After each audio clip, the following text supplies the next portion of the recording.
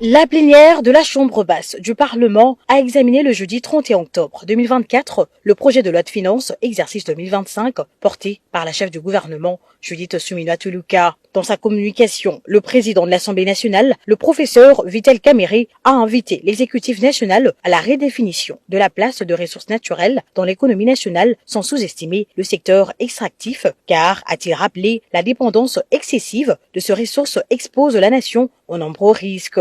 N'est-il pas opportun de commencer à envisager ces ressources non comme le socle principal de notre économie, mais plutôt comme une prime de la nature, un bonus de cette dernière?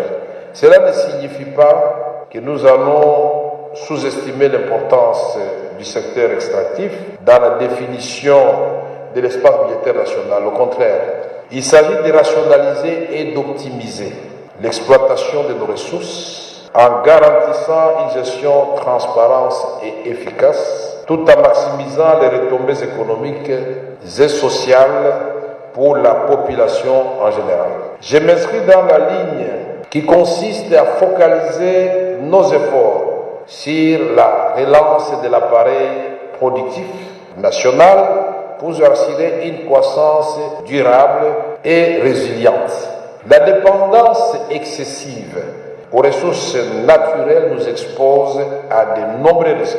Il a par la suite exhorté les députés nationaux à un examen sérieux du projet de loi de finances exercice 2025 avant d'inviter la chef du gouvernement à faire son exposé. Pendant plus de 50 minutes, Madame la Première ministre Judith Suminwa-Tuluka a présenté aux élus du peuple le projet de budget pour l'exercice 2025 qui s'élève à 49 846,8 milliards de francs congolais, soit environ 18 milliards de dollars américains, un accroissement de 21,6% par rapport au budget de l'exercice 2024. Ce projet de loi de finances pour l'exercice 2025, soumis à l'examen et au vote de la représentation nationale, contient un budget présenté en équilibre, en recettes et en dépenses, à hauteur de 49 846,8 milliards de francs congolais, soit un accroissement de 21,6% par rapport au budget de l'exercice 2024, chiffré à 40 986 milliards de francs congolais.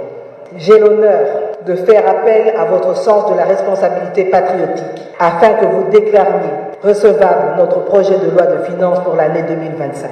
Parmi les priorités de ce projet de loi de finances figurent notamment l'accroissement de crédits d'investissement, le renforcement du secteur de la sécurité avec une augmentation de 25,2%, la poursuite de grands projets tels que le PDL 145 territoires et la construction du pont en eau profonde de Banana, l'investissement dans les infrastructures avec la construction de la route nationale numéro 2 Mbuji-Mayi-Bukavu et la modernisation de certains aéroports, ainsi que la gratuité de l'enseignement et la couverture santé universelle.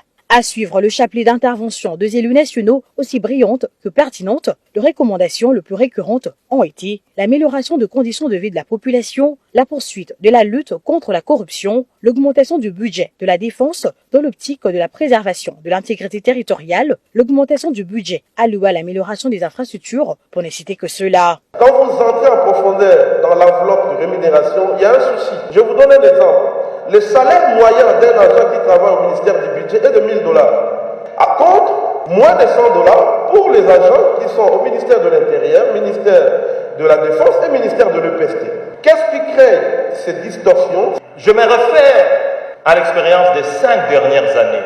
Aucun taux d'inflation n'a été réalisé. Cette année, au mois d'octobre, on est déjà à 14% de taux d'inflation, Madame la Première ministre. Comment va-t-on réaliser un taux d'inflation de près de 9,2% en 2025? Je voudrais quand même que le gouvernement se pose cette question. Où se passe tout cet investissement quand nous passons de 5 milliards jusqu'à 17 milliards aujourd'hui? Est-ce que ces investissements sont allés droit dans les paniers de la ménagère? Je ne pense pas. Moi, ça me gêne un peu de voir qu'un programme de relance agricole se fasse ici à l'échangeur de Kinshasa. Au terme de 10 heures de débat houleux menés dans la logique de la défense des intérêts du peuple congolais, la première ministre Judith Suminwa a rencontré les préoccupations des élus nationaux qui par la suite se sont prononcés à l'unanimité pour l'adoption de ce projet de loi de finances exercice 2025 qui a été envoyé à la commission ECOFIN de l'Assemblée nationale pour son examen approfondi. Bien avant cet exercice, et c'est là, conformément à l'ordre du jour de la séance, la liste des élus nationaux ayant opté pour des fonctions incompatibles au mandat du député national a été lue à la représentation nationale, puis envoyée à la commission PAG en vue de la vérification de dossiers de suppléants pour validation de leur pouvoir en 5 jours.